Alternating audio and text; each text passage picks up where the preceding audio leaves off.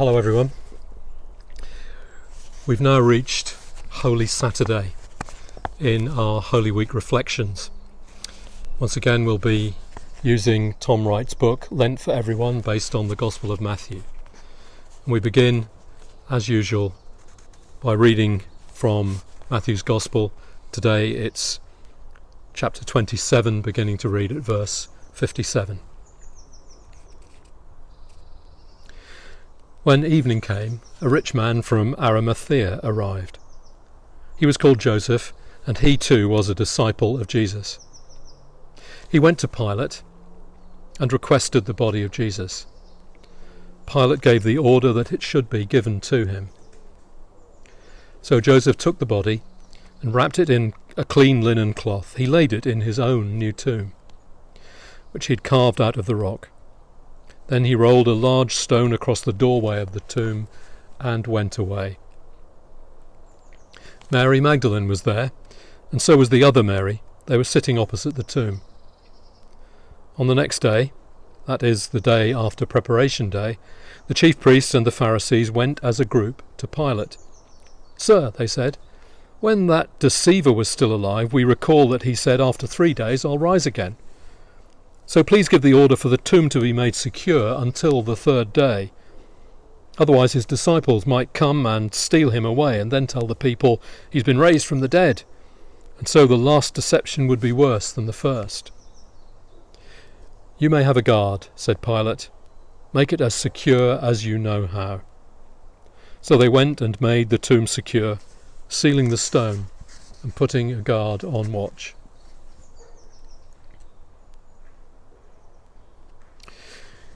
They tried to keep Jesus safely dead then, and they try it still today. Again and again, when the newspapers or the radio stations want to talk about God, they ignore Jesus. We hear experts proclaiming that science has disproved God, without realizing that the God you could squeeze out of the picture by more and more scientific discoveries is not the God whom Christians worship. Our world is still full of the modern equivalents of high priests going to the governor to have a guard placed on the tomb, the skeptics appealing for help to the powerful. It didn't work then, and it won't work now. Sometimes, though, we Christians need to observe a Holy Saturday moment. On Holy Saturday, there's nothing that you can do except to wait. The Christian faith suffers apparently great defeats. There are scandals and divisions, and the world looks on and loves it, like the crowds at the foot of the cross.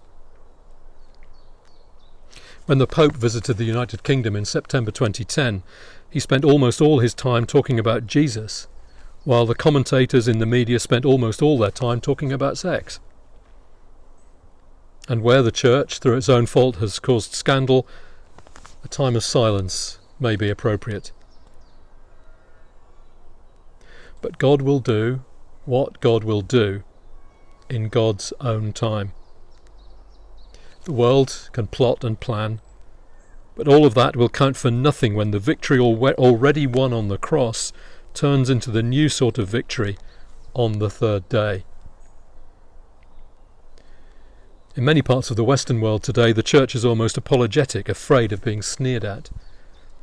It looks as though the chief priests of our culture, the Pharisees in today's media, and even the political leaders have won.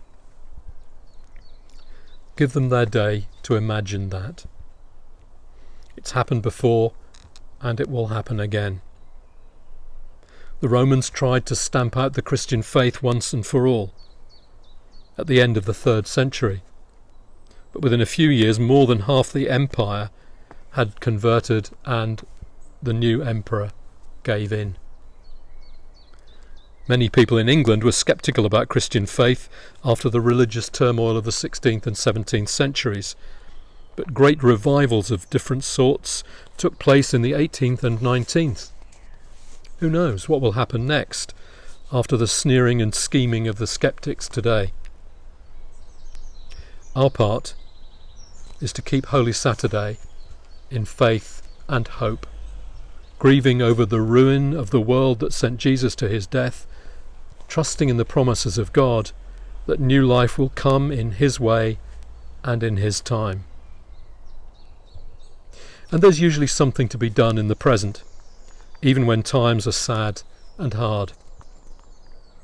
It took considerable courage for Joseph of Arimathea to go to Pontius Pilate and ask for Jesus' body. Peter and the others had run away to hide because they were afraid of being thought accomplices of Jesus. Joseph had no such qualms, even after Jesus' death. Some of Jesus' followers might well have thought that if the Romans had crucified him, he can't have been the Messiah, so he must have been a charlatan. They might willingly have let the Romans bury him in a common grave, as they usually did after a crucifixion, always supposing there was anything left to bury once dogs, birds and vermin had done their work. But Joseph didn't see it that way. A clean linen cloth, the tomb he'd prepared for himself, and the security of a great stone. It all had to be done in haste, with the Sabbath approaching. That's why the two Marys were watching, so that they could go back on the first day of the new week to complete what should be done to the body. But what was done decently. Sometimes, as we work for and with Jesus, it may feel a bit like that. We aren't sure why we've got to this place, why things aren't going as we wanted or planned, and the life seems to have drained out of it all. That's a Holy Saturday moment. Do what has to be done, and wait for God to act in his own way and in his own time. A prayer for today, Holy Saturday. Help us, gracious Lord, to wait for your victory, and in the meantime to serve you in whatever way we can. Amen.